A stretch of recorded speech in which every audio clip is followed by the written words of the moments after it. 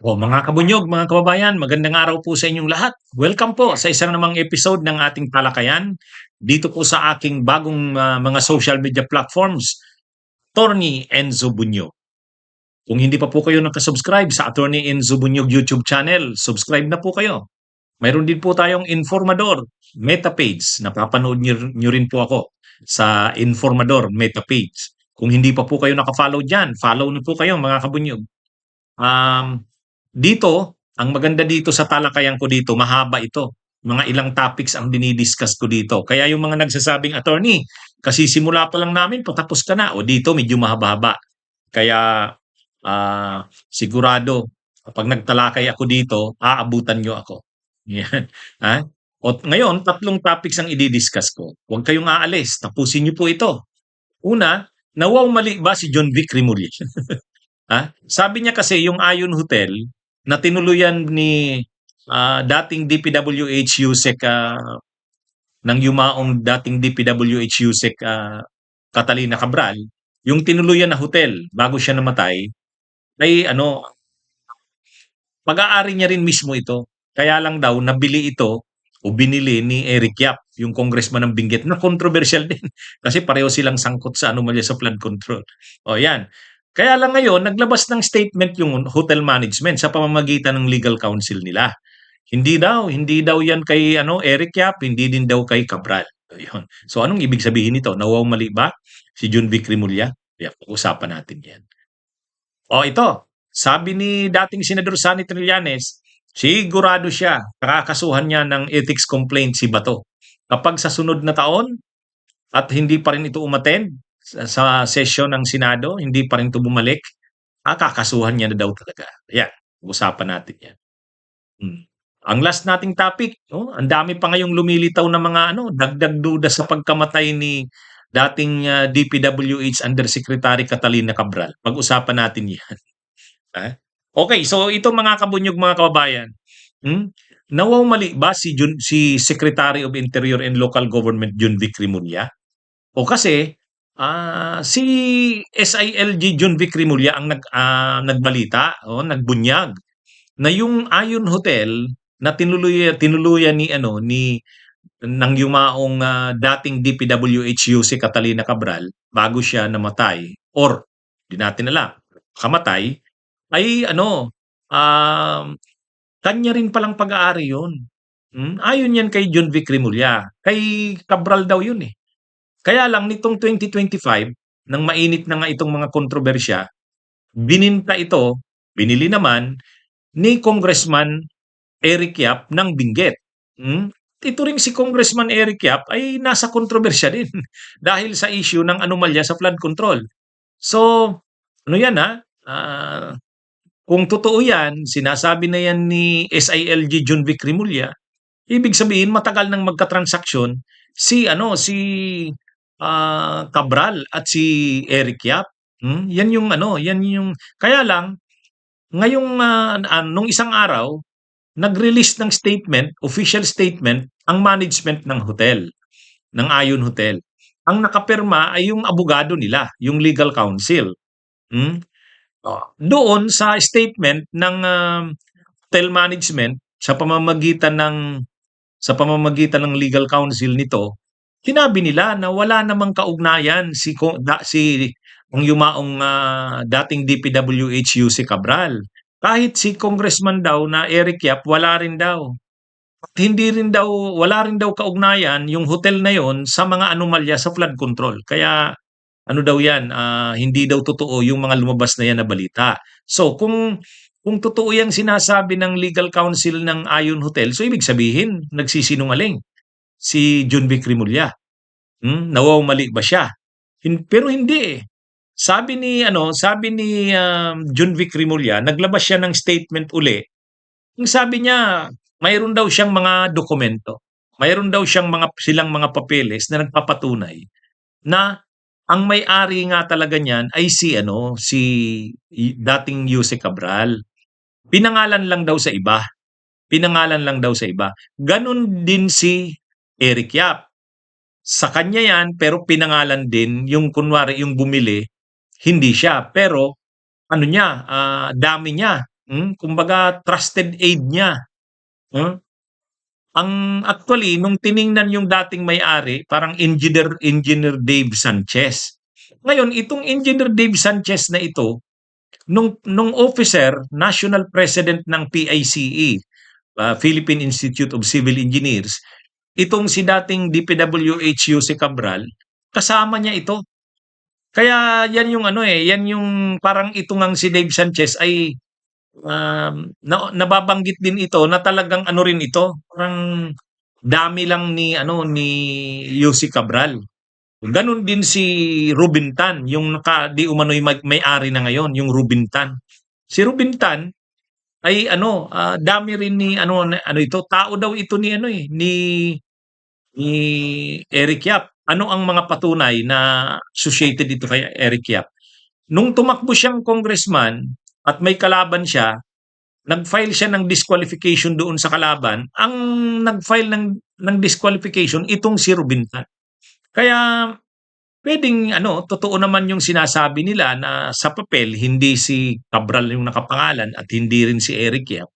Pero yung mga nagpirma ng mga kontrata, nagprontera, naka-front sa mga kontrata ng pagbili, pagbenta, pagbili, ang lumalabas, ang nagbenta ay yung si Dave Sanchez na na ano na parang dami lang ni Yussi Cabral. Ang bumili naman ay si Ruben Tan na parang dami lang ni Eric Yap. Pero ang totoo man ng mga may-ari ay si Cabral talaga at si Eric Yap. Yun ang sabi ni ano ni John Vic Rimulya. Pero pinabulaan na naman niya ng hotel, management. Hindi daw. Kaya matindi ano. Pero yung halaga ng hotel parang 2.5 o 2.6 billion. Kaya grabe ano, grabe talagang pera ang pinag-uusapan dito sa mga anomalyang ito sa flood control. Ha? Mga kabunyog, mga kababayan. Hmm? Anyway, sa susunod na mga araw, malalaman natin 'yan. Pero tinitindigan ni SILG John Vic Rimulya na hindi siya nagkamali. Sabi niya mayroon siyang mga hawak na dokumento.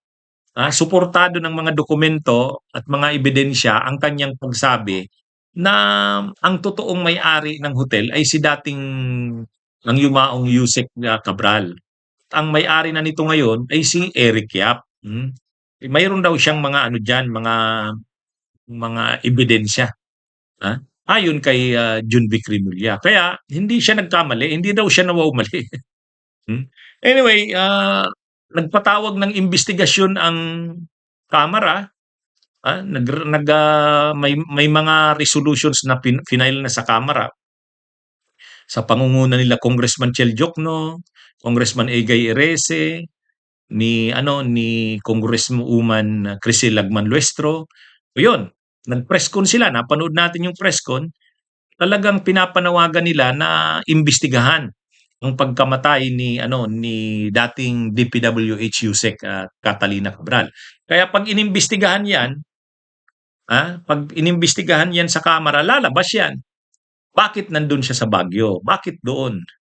Mag-a-unwind, magre-relax, bakit doon? Pangalawa, bakit sa hotel na yun tumuloy? At kung mapag-uusapan din 'yan. Kaya paborito niya ba yung hotel na yun dahil kanya talaga yun? O yan, lalabas yan. So diyan yan maano mga kabunyog, mga kababayan. So hintayin natin. Hintayin natin. Totoo ba itong sinasabi ni John Vic Rimulya? Yan, malalaman natin yan. O ito mga kabunyog, mga kababayan. Muling binanggit ni dating Senador Sonny Trillanes na kakasuhan niya ng ethics complaint si Bato de la Rosa kapag sa pagpasok ng 2026 ay ano pa rin ito, hindi pa rin babalik sa Senado. Pinaliwanag ni Trillanes na ngayon kasi protektado si Bato de la Rosa from arrest. Kahit papano may protection sa kanya sa arrest.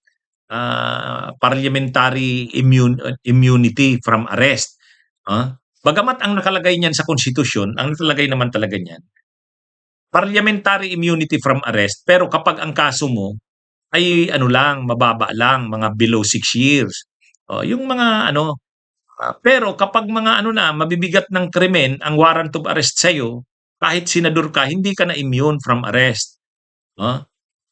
Pero para nga hindi magkaproblema at hindi maging issue, ang sabi ni dating Senador Sonny Trillanes, yung kasing session ng Senado magtatapos sa June. O, sa June, magtatapos yan sa June. Magre-resume yan sa July na.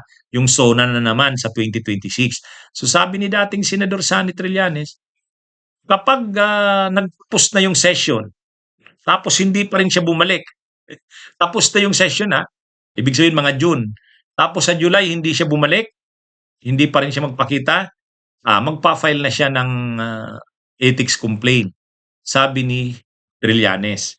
Hmm? Ang pagkakaiba kasi noon, kapag natapos na yung session, wala na siyang protection. At saka, ah, ano na yan, ibig sabihin nakaisang session na ang Congress, hindi ka pa rin sumisipot. Sa Congress kasi, ang tinuturing na session, yung isang buong session from mula July, yung SONA, after ng SONA, katapos hanggang June. Pagkatapos ng June o kaya May, mga ganyan, nagbe-break ang Senado. Yan yung ibig sabihin nagtatapos ang session. Kaya sabi ni dating Senador Sonny Trillanes, hintayin natin, pusin natin yung isang session ng Senado, yung isang buong session. Hmm? Kaya ano ito, kapag natapos yung isang session at hindi wala pa rin si Bato, hindi pa rin nagpapakita, hmm, sabi niya, pa-filean niya na yan. Yan ang malinaw na sabi ni Trillanes, mga kabunyog, mga kababayan. Kaya ano, abangan daw. Hmm? Itong sinabi. Pagka natapos itong regular session na ito sa June, sa July po at hindi pa rin siya mag-a-appear sa Senado, papile po ako ng ethics case para ma-expel siya dahil hindi siya pumapasok. So, ang pagkakaiba ng pag-file mo ng ethics complaint sa July, tapos na yung isang session, hindi pa rin uma-attend, malakas ang basihan na ma-expel siya. Kasi isang buong session na ng Senado ang hindi mo inattend. Hindi ka umattend sa session ng Senado. So, kumbaga, ngayon, anong ibig sabihin kasi niyan? Hanggang kailan ba naman kasi magtatago si Bato? Paano kung hanggang June na nga hindi pa lumalabas yung arrest warrant ng ICC? O di magtatago pa pala siya. Kasi ang ginagawa ni Bato, nagtatago kahit wala pa naman yung arrest warrant ng ICC. Mayroon ng balita na may warrant of arrest pero hindi pa naman official at hindi pa pinapadala sa gobyerno ng Pilipinas. Hindi pa pinapadala sa Interpol, wala pang red notice, pero nagtago na agad si Bato.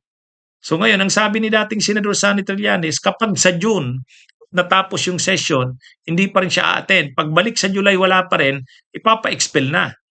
O expulsion na ang mangyari kay Bato. At may basis na niya ng expulsion kasi ang tagal mo nang hindi uma-attend. Kaya ano ito, abangan natin 'to mga kabunyog, mga kabayan. Kasi hanggang kailan ba talaga siya hindi sisipot sa Senado? Papaano kung January, February, March, April, May, wala pa rin yung warrant of arrest ng ICC, di hindi pa pala siya magpapakita. Pag ginawa niya yan, mayroon ng basis niya na i-expel siya sa Senado. Yan yung malinaw diyan. Kaya tama yung sinasabi ni dating Senador Sonny Trillanes, oh, at sabi niya paninindigan niya yan. Kapag sa June natapos yung session ng Senado, hindi pa rin umattend si Bato. Pagbalik ng July, resume ng session, hindi pa rin, ano na, i-expel na siya dapat sa Senado. Yan yung abangan natin yan mga kabunyog, mga kababayan.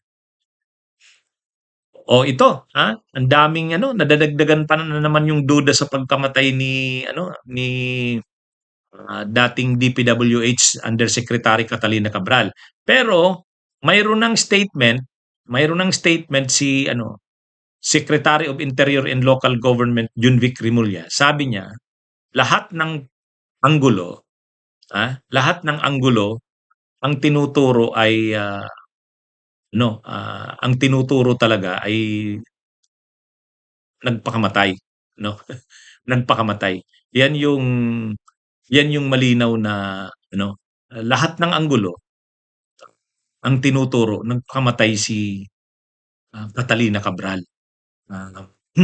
All points, oh. Ito ganito yung pagkakasabi ni ano, ni Junvic o ni SILG Junvic Rimulya. All signs point to actually suicide nga ang ginamit, no? All signs point to suicide in death of ex-DPWH Yusek Cabral. Ano naman talaga, kumbaga kung titingnan naman talaga, yun naman talaga ang ano, kahit nga yung ano eh, kahit nga yung driver. Eh di ba sabi nung driver, hindi niya raw ano, hindi niya raw maintindihan bakit ginawa nito. Bakit daw ginawa yun nung ano niya, boss niya.